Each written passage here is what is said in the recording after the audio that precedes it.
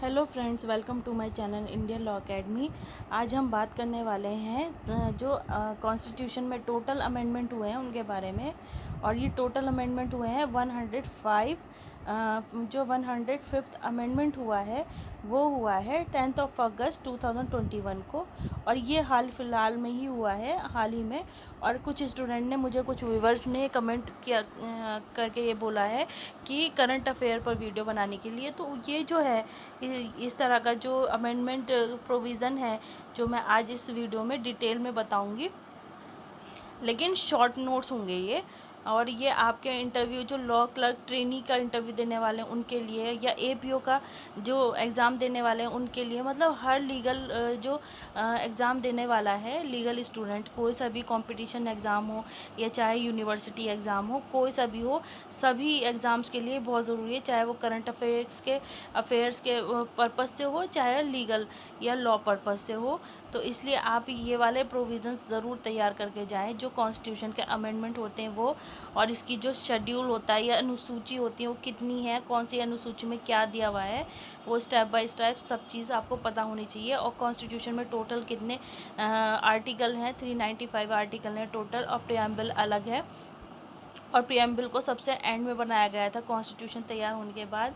और इसके लिए, इस पर मैं एक डिटेल वीडियो बनाऊंगी, तो इसलिए आप मेरे चैनल से बने रहिए और वीडियो को एंड तक ज़रूर देखें। तो हम सबसे पहले बात कर लेते हैं अभी हाल फिलहाल में जो 10th ऑफ अगस्त 2020 को अमेंडमेंट हुआ है उसके बारे में। 105th अमेंडमेंट के बारे में। अमेंडमेंट आर्टिकल जो हुआ है वो हुआ है 338B में, 342A में एंड 366 में। और इसमें जो मेन अमेंडमेंट हुआ है वो ये हुआ है टू रेस्टोर स्टेट्स पावर। जो स्टेट्स की पावर है उसको रेस्टोर किया जा रहा है, power to make their own OBC list. मतलब ओबीसी जो लिस्ट होगी स्टेट वाली, वो खुद बना सकते हैं स्टेट गवर्नमेंट, ऐसा कहा जा रहा है। स्टेट गवर्नमेंट को ओबीसी लिस्ट बनाने की अथॉरिटी दी जा रही है इस बिल में, इस अमेंडमेंट के द्वारा। और फिर annulling supreme court judgment of 11th of May 2021। और ये एन्यूल किया गया सुप्रीम कोर्ट के जजमेंट में, जो कि 11th ऑफ मई 2021 को जजमेंट डिलीवर किया गया सुप्रीम कोर्ट में। तो उसमें ये कहा जा रहा है, मेन इस अमेंडमेंट का मेन पर्पस लाने का ये है कि जो स्टेट गवर्नमेंट है वो अपनी स्टेट लिस्ट बना सकती है ओबीसी की। तो इसलिए इस तरह का जो ये जो अमेंडमेंट है ये बहुत इम्पॉर्टेंट है। इसके बाद नेक्स्ट देखते हैं हम 104th अमेंडमेंट के बारे में। इसमें अमेंडमेंट किया गया है आर्टिकल 334 में, और ये 25 जनवरी 2020 को किया गया है। और इसमें क्या मेन अमेंडमेंट किया जा रहा है ये हम देख लेते हैं। To extend the reservation of seats for SCs and STs। जो SC STs की जो सीट्स हैं रिजर्वेशन की, उनको बढ़ाने की बात की जा रही है या एक्सटेंड करने की बात की जा रही है।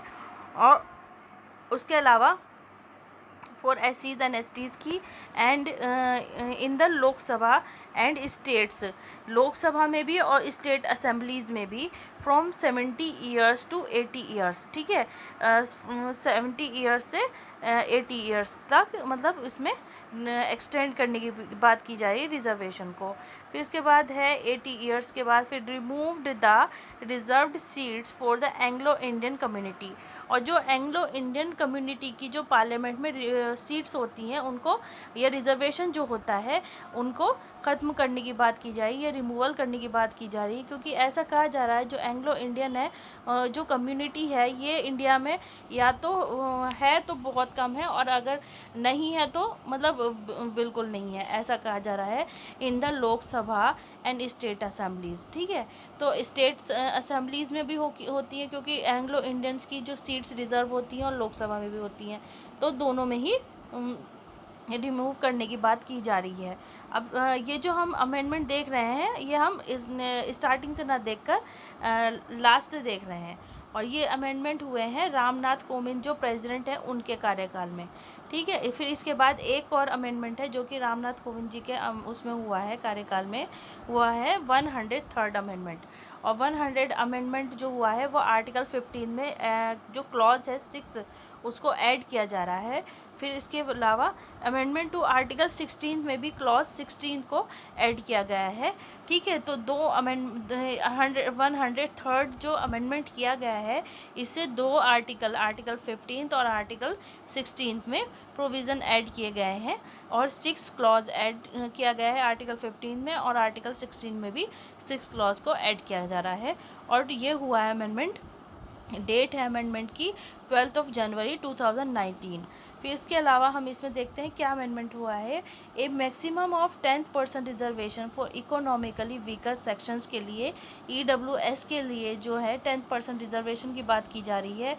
EWS ये इकोनॉमिकली वीकर सेक्शन वो कहलाते हैं जो कहना चाहिए माली हाल पर या इकोनॉमिकली वीकर हैं या गरीब हैं। ठीक है, लेकिन वो जनरल कैटेगरी से बिलोंग करते हैं, लेकिन इकोनॉमिकली वीकर सेक्शन है of citizens of classes other than the classes mentioned in clause 4 and 5 of article 15। मतलब जो क्लॉजेस आर्टिकल 15 के क्लॉज 5 और क्लॉज 4 में दिए जा रहे हैं उनसे अलग जो है, मतलब जनरल कैटेगरी के जो वीकर इकोनॉमिकली वीकर सेक्शन होंगे उन्हें दिया जाएगा 10% रिजर्वेशन, ना कि OBC SC STs को, क्योंकि आर्टिकल 15 और का क्लॉज 4 और 5 जो है इसी SC ST OBC के बारे में बात करता है, लेकिन EWS के बारे में इसमें स्पेशली 10% रिजर्वेशन 103rd जो अमेंडमेंट है इसके द्वारा ऐड किया जा रहा है। फिर for example classes other than socially and educationally backward classes of citizens और the scheduled caste and the scheduled tribes inserted, इन लोगों को इंसर्ट किया जाएगा क्लॉज 6 में under article 15 as well as inserted clause 6, ठीक है, अंडर आर्टिकल 16 में।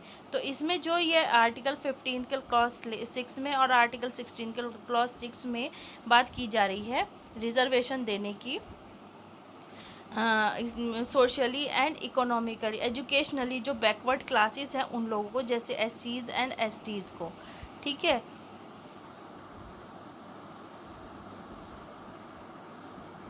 और ये जो अमेंडमेंट हुए 103rd हो, 104th हो या 105th हो, ये अमेंडमेंट हुए हैं प्रेसिडेंट रामनाथ कोविंद के कार्यकाल में। ठीक है, फिर इसके बाद हम नेक्स्ट देखते हैं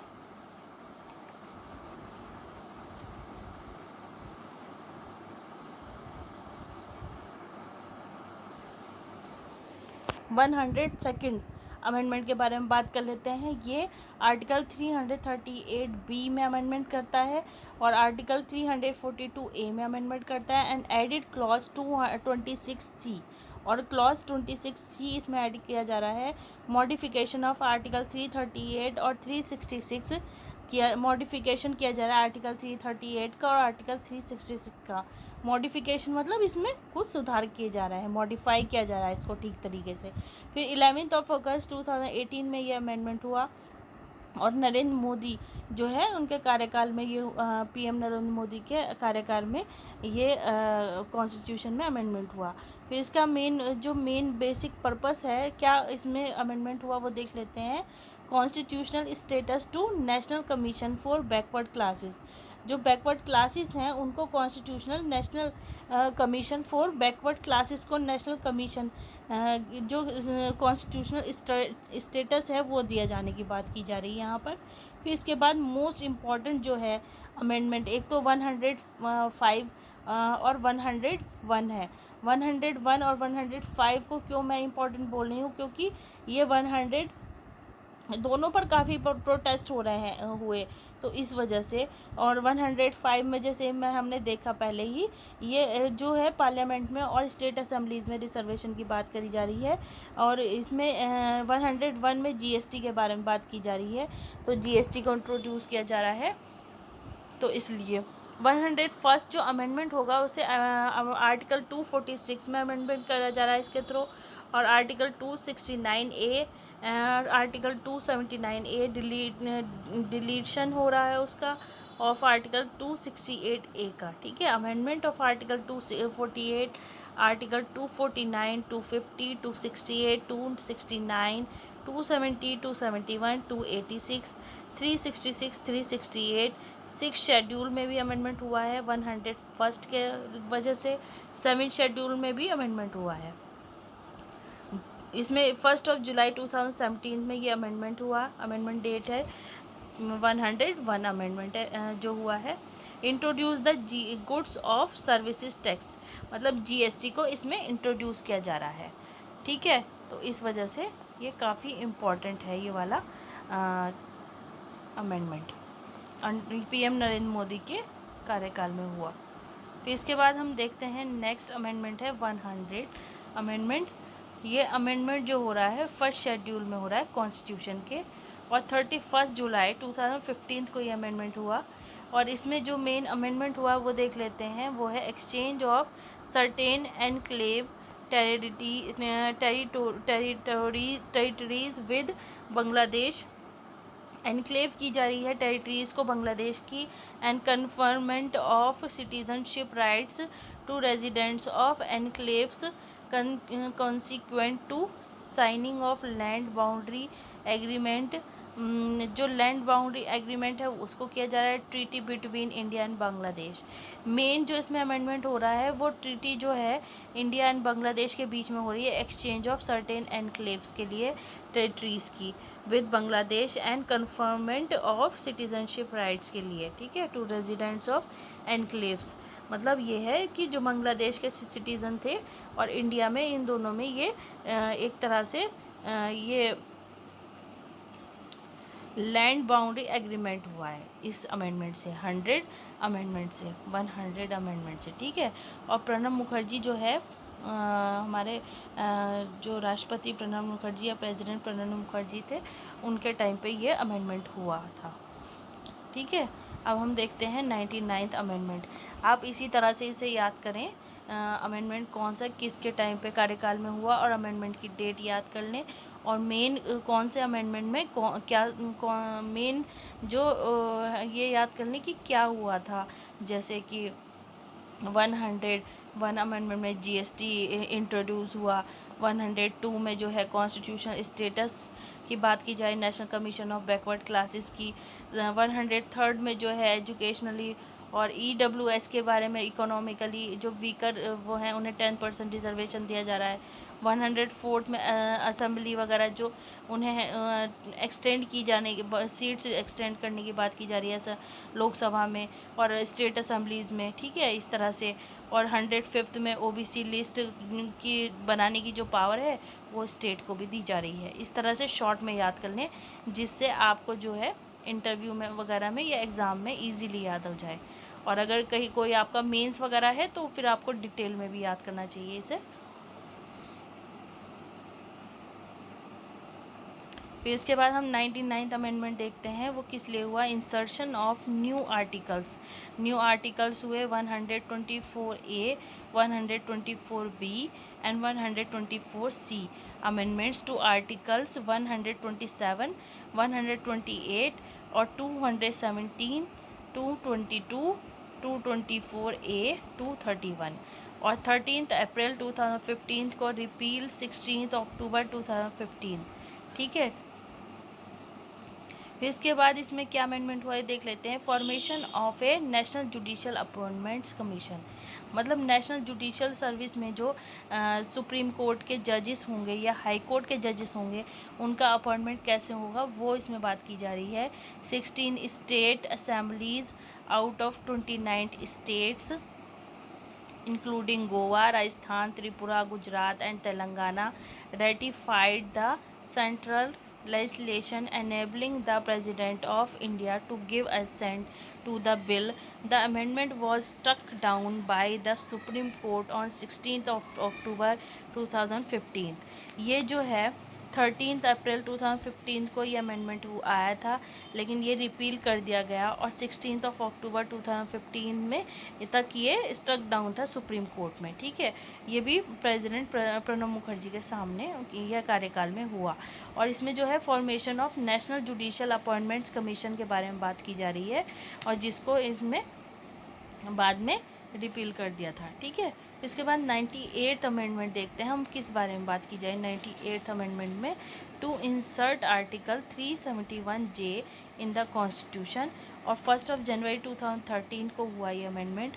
और आर्टिकल 371J क्यों इसमें इंसर्ट किया गया वो देख लेते हैं। To empower the governor of Karnataka to take steps to develop the Hyderabad Karnataka region, मतलब गवर्नर को पावर देने की बात की जा रही है Karnataka to take step, governor of Karnataka को to take steps to develop the Hyderabad Karnataka regions को डेवलप करने के लिए, ठीक है।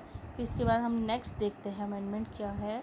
97th अमेंडमेंट की बात देखते हैं। आर्टिकल 19 में अमेंडमेंट हो रहा है and added part 9th B जो पार्ट है उसमें अमेंडमेंट किया जा रहा है आर्टिकल 19 में। फिर इसके बाद देख लेते हैं ये जो 12 जनवरी 2012 को ये अमेंडमेंट आया था और इसमें क्या पॉइंट्स आए या क्यों इसमें अमेंडमेंट किया ये देख लेते हैं हम शॉर्ट में। एडिड द वर्ड्स और cooperative societies after the word और unions in article 19 clause 1 subclause C and insertion of article 43B, for example promotion of cooperative societies, and added part 9B, for example the cooperative societies in July 2021 Supreme Court struck part of the amendment as it was not ratified by the states. The amendment objective is to encourage economic activities of cooperatives, which in turn help progress of rural India. It is expected to not only ensure an autonomous and democratic functioning of cooperatives but also the accountability of the management to the members and other stakeholders. Main इसमें article 19 में clause insert किया गया, clause 1 sub clause C and article 43B वो इसलिए promotion of cooperative societies के लिए, और part 9B को ऐड किया गया, ठीक है। वो भी operation the cooperative societies in July 2021 supreme court stuck part of the amendment. इसको सुप्रीम कोर्ट ने इस पार्ट को स्टक कर दिया as it was not ratified by the states, ठीक है, जिसको स्टेट्स ने रेटिफाइड नहीं किया। ये मनमोहन सिंह थे प्रधानमंत्री, उनके टाइम पे हुआ, और प्रतिभा देवी सिंह पाटिल जो हमारी प्रेसिडेंट थी उनके टाइम पर, ठीक है। ये वाला अमेंडमेंट 97th अमेंडमेंट। फिर इसके बाद अमेंडमेंट देख लेते हैं 96 अमेंडमेंट क्या बात कर रहा है। ये बात कर रहा है अमेंडमेंट शेड्यूल 8 को अमेंड कर रहा है ये, और 23 सितंबर 2011 को हुआ ये, और इसमें अमेंडमेंट किया गया है सब्सटीट्यूटेड ओडिया फॉर ओरिया, ठीक है। जो लैंग्वेज है ओडिया वो ओडिया की जगह उड़िया करने की बात की जा रही है, बस इसमें और ज़्यादा नहीं है। इसके बाद नेक्स्ट देखते हैं 95th अमेंडमेंट।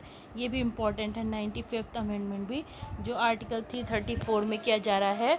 25 जनवरी 2010 को किया गया to extend the reservation of seats for SCs and STs and Anglo-Indian in the Lok Sabha and state assemblies from 60 years to 70 years। 60 years से 70 ईयर्स तक के लिए इसमें असेंबलीज़ में रिजर्वेशन को एक्सटेंड करने की बात की जाए SCs and STs की और एंग्लो इंडियंस की लोकसभा में एंड स्टेट असेंबलीज़ में, ठीक है। इसके बाद अमेंडमेंट देखते हैं 94th अमेंडमेंट भी इम्पॉर्टेंट है। ये बात करता है अमेंडमेंट आर्टिकल 164 की, 12 जून 2006 को पास हुआ ये। To provide for a minister of tribal welfare in newly created Jharkhand and Chhattisgarh. जो ये है न्यूली क्रिएटेड झारखंड छत्तीसगढ़ के लिए मिनिस्टर ऑफ ट्राइबल वेलफेयर की बात की जा रही है। फिर इसके बाद states including Madhya Pradesh and Orissa के बारे में, ठीक है।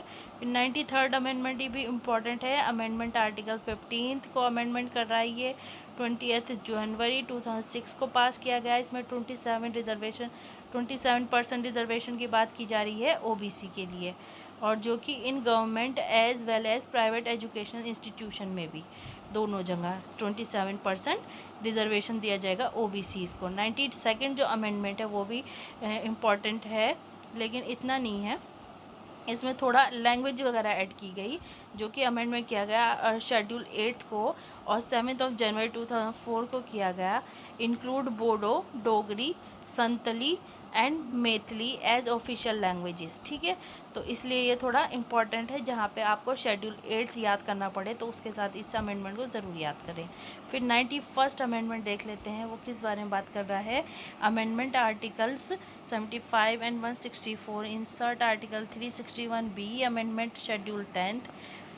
और ये अमेंडमेंट हुआ 1 जनवरी 2004 को। Restrict the size of council of ministers to 15% of legislative members and to strengthen anti defection laws, और एंटी डिफेक्शन लॉज को स्ट्रेंथन या मजबूती देने के लिए, और restricts the size of council of ministers की 15% करने के लिए। ठीक है, रेस्ट्रिक्स कर रहा है काउंसिल ऑफ मिनिस्टर्स की थोड़ा साइज़ को, या काउंसिल्स ऑफ मिनिस्टर्स की जो काउंटिंग है या मेंबर्स हैं उन्हें कम करने की बात कर रहा है।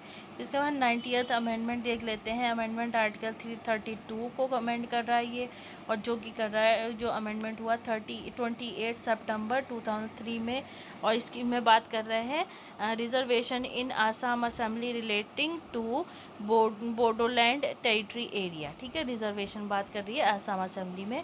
APJ अब्दुल कलाम प्रेसिडेंट जो थे हमारे, उनके टाइम पर हुआ ये अमेंडमेंट 90th और 95 तक, 90 टू 95 तक। और इससे पहले 89 भी APJ अब्दुल कलाम के टाइम पर हुआ, 88 भी, और आगे हम देख लेंगे। ठीक है, अमेंडमेंट 89 देख लेते हैं। 338 इंसर्ट किया गया आर्टिकल, अमेंड किया गया आर्टिकल 338 को, और इंसर्ट किया गया आर्टिकल 338A, और 28 सितंबर 2003 में ये पास हुआ अमेंडमेंट। फिर इसके बाद the national commission for schedule SCs and STs was bifurcated into the National Commission for Scheduled Caste and the National Commission for Scheduled Tribes में bifurcated हो गया, ये डिवाइड हो गया। इसके बाद नेक्स्ट देखते हैं 88th अमेंडमेंट जो है। Amendment article 270, insert article 268A, amend schedule 7। ठीक है, अमेंड किया गया शेड्यूल 7 को 15 जनवरी 2004 को। ये इस बिल को पास किया गया, या इस अमेंडमेंट को पास किया गया। To extend statutory cover full levy and utilisation of service tax के बारे में बात की जा रही है इसमें। और फिर इसके बाद 87th अमेंडमेंट आर्टिकल जो अमेंड किए गए वो है 81, 82, 170 एंड 330, और 22 जून 2003 को में हुआ ये अमेंडमेंट।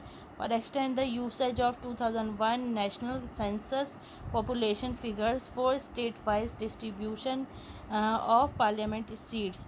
इसमें एक्सटेंड किया गया यूसेज ऑफ 2001 नेशनल सेंसस को, extend the usage of 2001 national census को एक्सटेंड कर लिया गया, और population figures for state wise distribution of parliamentary seats, जो पार्लियामेंट्री सीट्स हैं उसकी उससे पॉपुलेशन को फिगर आउट किया गया। ठीक है, इसके बाद नेक्स्ट देखते हैं हम 86 अमेंडमेंट, ये भी इम्पॉर्टेंट है। इसमें अमेंड किया गया आर्टिकल 45, 51A, इंसर्ट किया गया आर्टिकल 221, और 12 दिसंबर 2002 को किया गया ये अमेंडमेंट। और इसमें क्या सुधार किया कि देख लेते हैं। Provides right to education until the age of 14 and early childhood care until the age of 6। इसमें राइट टू एजुकेशन दिया जा रहा है 14th ईयर तक, एंड अर्ली चाइल्डहुड जो एज होगी वो 6 ईयर्स होगी। अटल बिहारी वाजपेयी जो हमारे प्रधानमंत्री थे उनके टाइम तक है ये, और जो हमारे राष्ट्रपति के टाइम पीरियड इसमें है APJ अब्दुल कलाम। फिर 85 अमेंडमेंट के बारे में बात कर लेते हैं। वीडियो थोड़ी बड़ी हो जाएगी, लेकिन इसे ध्यान से सुने, पूरी वीडियो ज़रूर देखें, और ये आपके ज़रूर आगे एग्ज़ाम में या काम आने वाली है या इंटरव्यू में, तो एंड तक देखते रहें, बने रहें वीडियो के साथ। 85th अमेंडमेंट के बारे में बात कर लेते हैं। अमेंड आर्टिकल 16 को अमेंड किया जा रहा है 4 जनवरी 2002 को किया गया ये। और इसमें बात की जा रही है a technical amendment to protect consequential seniority in case of promotions. जो प्रमोशंस होते थे सीनियोरिटी के बेस पर, technical amendment to protect consequential seniority in case of promotions of एससीज and STs employees. SC STs जो एम्प्लॉयज़ थे उनको technical amendment किया गया टू प्रोटेक्ट करने के लिए कंसिक्वेंशियल सीनियोरिटी के बेस पर जो प्रमोशन होता है एससीज एंड एसटीज का, ठीक है, उन लोगों को प्रोटेक्शन दिया जा रहा है। 84th अमेंडमेंट किया जा रहा है आर्टिकल 55, 81, 82, 170, 330 एंड 332 को। और ये अमेंडमेंट हुआ है 21 फरवरी 2002 को। और इसमें extend the usage of 1971 national census को एक्सटेंड किया जा रहा है। मतलब 1971 का जो सेंसस था उसे बढ़ा दिया गया, उसे न मानते हुए आगे का सेंसस फिगर आउट किया जा रहा है, जो कि population figures for state wise distribution of parliamentary seats. जो पार्लियामेंट्री सीट्स डिस्ट्रीब्यूट की जा रही है स्टेट वाइज, उसके बेसिस पर सेंसस को या पॉपुलेशन को फिगर आउट करने की बात की जा रही है। फिर इसमें 83rd अमेंडमेंट देख लेते हैं, आर्टिकल 243M इसमें इंसर्ट किया गया 8 सितंबर 2000 को। और exempt Arunachal Pradesh from reservation for schedule caste in Panchayati Raj institutions. Exempt किया गया, मतलब ख़त्म किया गया अरुणाचल प्रदेश को फ्रॉम रिजर्वेशन से for schedule caste in Panchayati Raj institution से, ठीक है। इसके बाद 82nd अमेंडमेंट की बात करता है, आर्टिकल 335 में अमेंडमेंट किया गया 8 सितंबर 2000 को करा गया। और इसमें परमिट किया गया या रिलैक्सेशन दिया गया of qualifying marks and other criteria in reservation in promotion for एससीज एंड एसटीज कैंडिडेट्स को, ठीक है। फिर 81st अमेंडमेंट बात करता है आर्टिकल 16 में अमेंडमेंट करने की, 9 जून को किया गया 2000। और इसमें प्रोटेक्शन दिया जा रहा है एससीज एंड एसटीज रिजर्वेशन को in filing backlog of vacancies. Backlog जो वैकेंसीज होगी उनमें भी रिजर्वेशन देने के लिए। जैसे बैकलॉग से मतलब यहाँ पे ये है, ये भी काफ़ी इंपॉर्टेंट अमेंडमेंट है। जैसे मान लीजिए 2000 में कोई वैकेंसी निकली और उसमें एससीज एंड एसटीज़ की जो सीट्स थी वो 5 सीट्स थी, जिसमें से 3 सीट्स फुल हो गई लेकिन 2 सीट्स बच गई।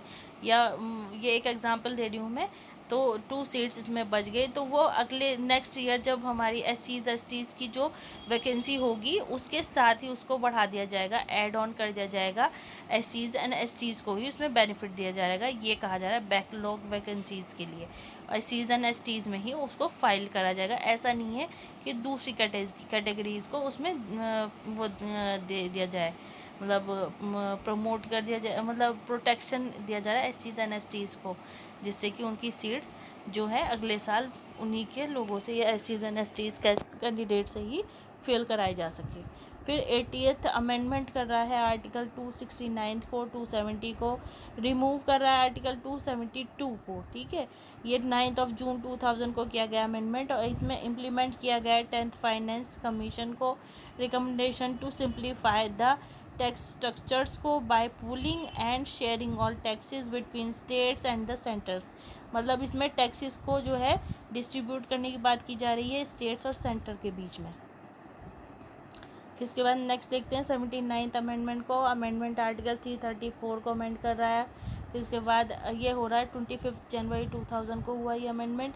और इसमें एक्सटेंड किया जा रहा है रिजर्वेशन फॉर एससीज and STs and nomination of Anglo-Indian members in parliament and states assemblies for another 10 years up to 2010।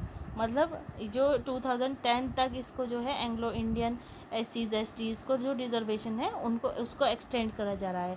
ये अमेंडमेंट हुआ 2000 को, और 2010 तक के लिए ये रिजर्वेशन मतलब दिया जा रहा है। 2010 तक मतलब 10 ईयर्स तक ये एक्सटेंड करा जा रहा है। फिर इसके बाद हम देखते हैं 78th अमेंडमेंट किस बारे में बात करता है। ये अमेंड कर रहा है शेड्यूल 9 को, और 30 अगस्त 1995 को ये अमेंडमेंट हुआ। और place land reform acts and amendments to these acts under schedule 9 of the constitution.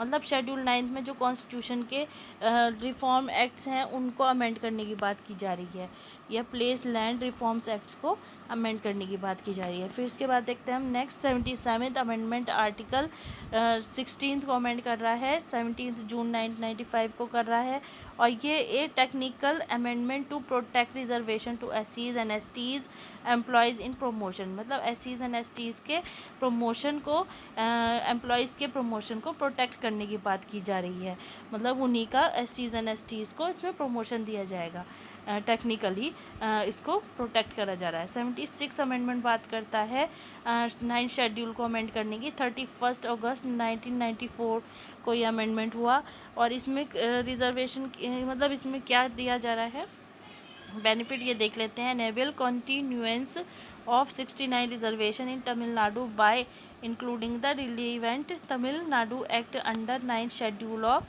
The constitution, मतलब तमिलनाडु एक्ट के अंडर में 9 शेड्यूल ऑफ द कॉन्स्टिट्यूशन के 69 रिजर्वेशन दिया जा रहा है तमिलनाडु, रिजर्वेशन दिया जा रहा है Tamil Nadu bye including the relevant Tamil Nadu act में 9 शेड्यूल ऑफ द कॉन्स्टिट्यूशन, ठीक है। फिर नेक्स्ट देखते हैं 75th अमेंडमेंट आर्टिकल 323B में अमेंडमेंट किया जा रहा है। 15 मई 1994 को अमेंडमेंट किया जा रहा है। ये provisions for setting up rent control tribunals, जो प्रोविजंस है रेंट कंट्रोल्स ट्राइब्यूनल्स के, उनमें उन प्रोविजंस में अमेंडमेंट किया जा रहा है या कंट्रोल किया जा रहा है उसको। रेंट कंट्रोल एक्ट मतलब होते हैं ट्राइब्यूनल्स में, जैसे रेंट वगैरह कितना होगा किस एरिया में उसके बारे में बात करता है, तो इनमें provisions for setting up rent control tribunals, इसमें प्रोविजंस ऐड किए जा रहे हैं। ये शंकर दयाल शर्मा जो प्रेसिडेंट हुए हैं उनके टाइम पर हुआ है, और PV Narasimha Rao prime minister थे उनके टाइम पर। फिर इसके बाद नेक्स्ट देखते हैं 74th अमेंडमेंट एक्ट क्या बात करता है। Insert part 9A amend article 280, part A को इसमें इंसर्ट कर रहा है और अमेंड कर रहा है आर्टिकल 280 को, और 1 जून 1993 को ये अमेंडमेंट हुआ। Statutory provisions for local administrative bodies as third level of administration in urban areas such as towns and cities, मतलब स्टैट्यूटरी प्रोविजंस दिए जा रहे हैं इसमें फॉर लोकल एडमिनिस्ट्रेटिव बॉडीज़ के लिए as third level of administration in urban areas में as a third level administration conduct करने के लिए in areas such as towns and cities, जैसे एरियाज़ होते हैं टाउन्स और cities. PV Narasimha Rao prime minister के टाइम पे ये अमेंडमेंट हुआ। नेक्स्ट हम बात करते हैं 73rd अमेंडमेंट की। इंसर्ट करता है पार्ट 9। 24 अप्रैल 1993 को अमेंडमेंट हुआ। इसमें स्टैट्यूटरी प्रोविजंस ऐड किए गए फॉर पंचायती राज के लिए as third level of administration in village, मतलब विलेजेस में ये एक थर्ड लेवल ऑफ एडमिनिस्ट्रेशन की तरह काम करेंगे। पंचायती राज को इसमें 73rd अमेंडमेंट में एक तरह से इम्पोर्टेंस दी जा रही है या वरीयता दी जा रही है थर्ड लेवल का एडमिनिस्ट्रेटिव पावर्स की विलेजेस में। फिर 72 अमेंडमेंट की बात कर लेते हैं।